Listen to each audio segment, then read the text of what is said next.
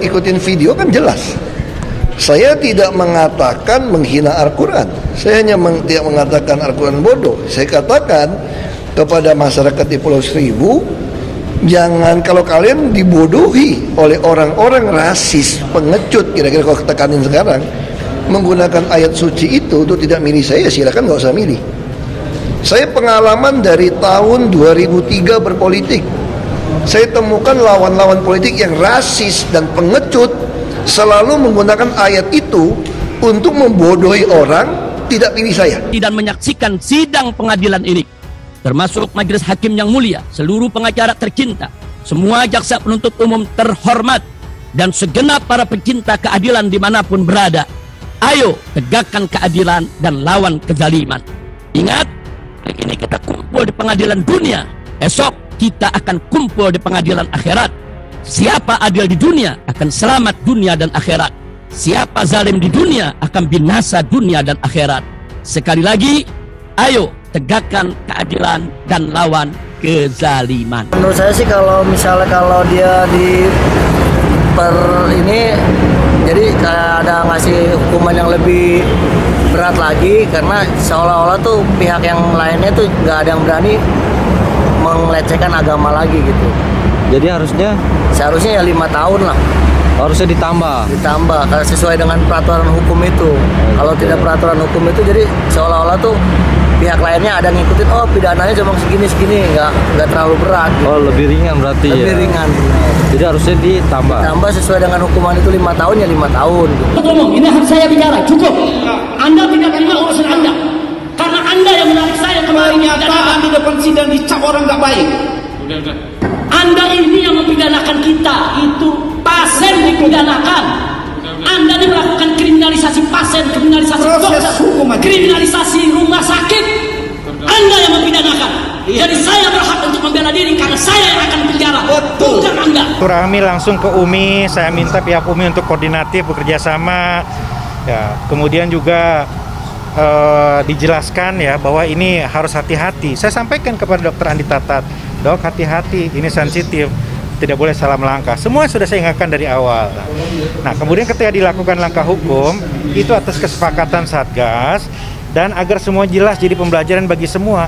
Kalau memang semua sudah ada aturan kan nggak masalah, gitu kan nggak masalah. Yang penting ada kejelasan proses di situ.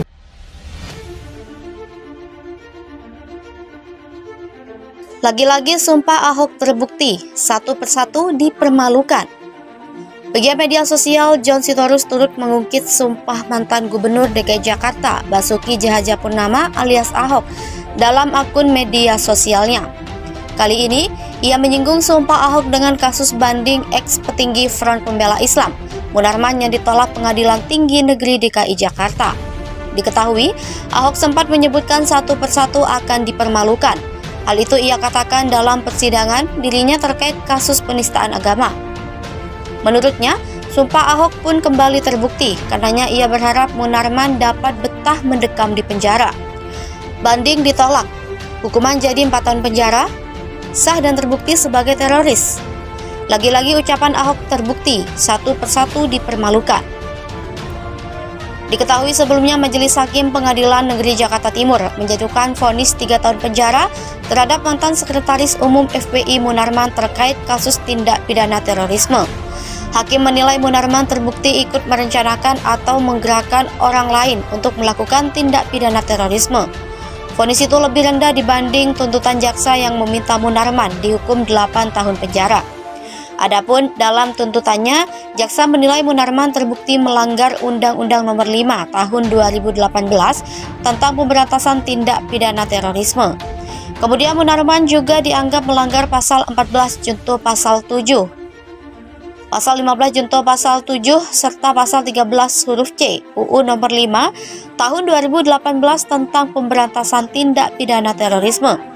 Tak terima dengan divonis tersebut, Munarman pun mengajukan banding, namun majelis hakim justru memperberat hukuman menjadi 4 tahun penjara. Kasus KM50 merupakan pelanggaran HAM. Habib Rizik beberkan buktinya. Habib Rizik Syihab mengungkap bahwa kasus KM50 yang menewaskan 6 laskar FPI merupakan sebuah pelanggaran hak asasi manusia.